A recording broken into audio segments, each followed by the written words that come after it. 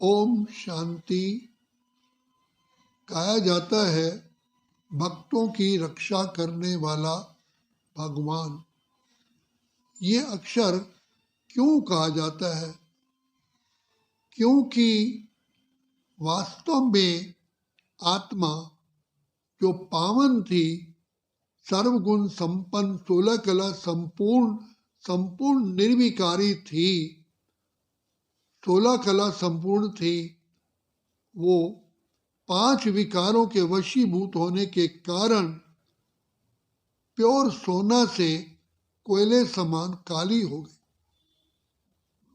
इसको काला करने वाले और आत्मा की सुख शांति को लूटने वाले, आत्मा को भाग्यहीन बनाने वाले ये 5 विकार ही हैं। ये 5 विकार आत्मा को भस्म कर देते हैं, जिससे सारी की सारी आत्मा की शक्तियां, गुण, ज्ञान, कलाएं सब समाप्त हो जाती हैं और आत्मा कहाँ सतयुग में जो पूजनीय थी, वो जाकर के बिल्कुल ही पुजारी से भी पुजारी बन जाती है, अंधकार में आ जाती है, बुद्धिहीन हो जाती है और कहते हैं हमें अंधकार से प्रकाश की ओर ले चलो, हमें नयनहीन को राह दिखाओ, प्रभु पग पग ठोकर खाओ। तो ऐसी दशा क्यों हुई? जो आत्मा शांत स्वरूप, प्रेम स्वरूप, आनंद स्वरूप, सुख स्वरूप, शक्ति स्वरूप थी, उसकी हालत ऐसी क्यों हुई? भिखारी क्यों बनी? और आज भगवान के आगे यही प्रार्थना करते हैं, प्रभु मुझे शांति दो, सुख दो, आनंद दो, खुशी दो। जो आत्मा इतनी भरपूर थी, उसको ऐसी दशा में लाने वाले कौन? तो बाप पिता परमात्मा कहते हैं ये 5 विकार ही है। 5 विकार नरक का द्वार। दुश्मन कौन? 5 विकार।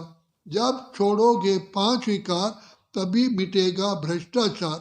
तो 5 विकार आज इतने बलशाली और हावी हो चुके हैं, जैसे सीता रावण की कैद में थी, उसको छुड़ाने का कोई तरीका नहीं था। अंदर ही अंदर सीता रोती थी और दुख की जीवन में आ गई। तो जो महारानी थी वो भिखारन बन गई। ऐसे ही ये आत्मा रूपी सीता इन 5 विकार रूपी रावण के पंजे में आकर के दुखी, अशांत, रोगी, शक्तिहीन, गुणहीन, कलाहीन, बुद्धिहीन बन गई और परमात्मा से रोज यही पुकार करते, हे पतित पावन आप आओ, मुझे काले से गोरा बनाओ, मुझे राह दिखाओ, मैं क्या करूं, कैसे करूं और मेरी आकर के रक्षा करो। तो परमात्मा ही पिता आकर के 5 विकारों से हमारी रक्षा करते हैं, इसलिए उसको कहा रक्षक।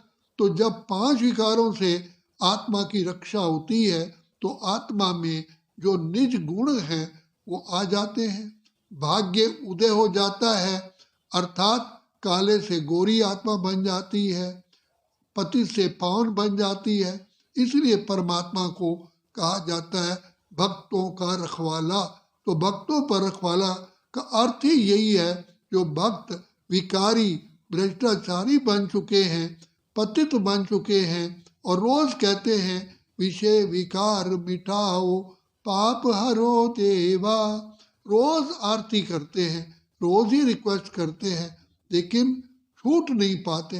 अनेकों प्रकार के साधन अपनाते हैं, धरती के नीचे चले जाते हैं, पर्वतों की गुफाओं में जाते हैं, ठंडे ठंडे पानी में खड़े होते हैं, अग्नि के ढेर पर बैठ जाते हैं, लेकिन इतना करने के बाद भी आत्मा विकारों से अपनी रक्षा स्वयं नहीं कर सकती। तो पिता परमात्मा ही आकर के रक्षा करते हैं और वो आत्मा का तीसरा नेत्र बुद्धि का खोलते हैं, आत्मिक पहचान देते हैं, अपनी खुद की भी पहचान देते हैं और अपने साथ नाता जोड़ करके हम आत्माओं को तमो प्रधान से सतो प्रधान बनाते हैं। यही रक्षा का वास्तविक अर्थ है। तो भगवान ही रक्षक है और कहते भी हैं, हे प्रभु मेरी लाज रखो। तो क्योंकि आज आत्मा पतित पने से बच ही नहीं पा रही है, बार बार प्रतिज्ञा करती है, फिसल जाती है। तो शिव बाबा जो दया के सागर हैं, जो कल्याणकारी हैं, जो मुक्तेश्वर हैं, पाप काटेश्वर हैं, सद्गतिदाता है, कल्याणकारी हैं, वही केवल आत्मा की रक्षा करते हैं। इसलिए भगवान को हलाहल पीने वाला कहा गया, क्योंकि जब हम आत्माएं अपने प्यारे पिता शिव बाबा को प्रेम से, दिल व जान से, सिख व प्रेम से याद करते हैं तो पिता परमात्मा हमारे विकारों को चूस लेते हैं। तो यही इसलिए कहा जाता हलाहल पीने वाला। तो शिव बाबा ही कल्याणकारी है, वही पतित पावन है, वही दुख हरता सुख करता है, वही मुक्तेश्वर पाप काटेश्वर है। तो जब तक पिता परमात्मा इस सृष्टि पर नहीं आते तब तक आत्मा की कोई सुध बुध लेने वाला ही नहीं होता। संसार के अंदर अनेकों संत विद्वान आचार्य हुए, वो खुद ही इन विकारों की जेल में हैं। तो उनसे, इन विकारों से छुड़ाने वाला कोई है ही नहीं, रास्ता बताने वाला है ही नहीं। तो बाप ने आकर के हमें बताया कि बच्चे, अपने को देह समझना ही पतन की जड़ है। यही विकारों का बुलावा करती है। जैसे अंधेरा होने से मच्छर, कीड़े मकोड़े सब पैदा हो जाते हैं। जब तुम अपने को देह समझते हो अर्थात अंधकार में आ जाते हो, वास्तव में तो तुम आत्मा हो, अजर अमर अविनाशी हो।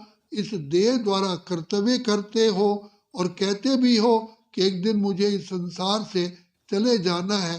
तो क्या देह साथ ले जाएंगे? मैं तो देह हूँ, विदेही हूँ, आत्मा हूँ। तो लेकिन अपने को देह समझने के कारण अंधकार में आ गए। तो बाप ने आकर के हमारी ज्योति जगाई, निराकार स्थिति में रहने का अभ्यास कराया।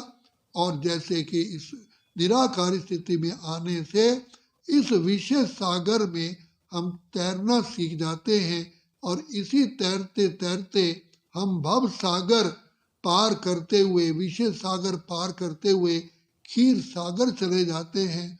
तो पिता परमात्मा आकर के हमारी ज्योति जगाते हैं, अर्थात आत्मा में ज्ञान का घृत डालते हैं, अपने साथ नाता जोड़ करके हमें युग युगांतर के लिए हमारी झोली भर देते हैं, सर्व मनोकामनाएं पूर्ण कर देते हैं। और वही अब कर रहे हैं। इसलिए बाबा बार बार कहते हैं, मेरे लाडले बच्चों जागो, ये सोने का समय नहीं है।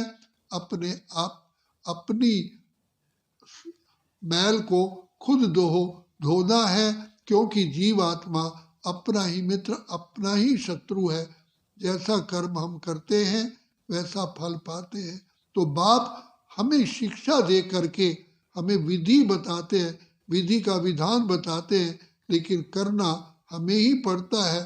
फिर बाप ये भी कहते हैं, हिम्मत दे बच्चे मत दे बाप।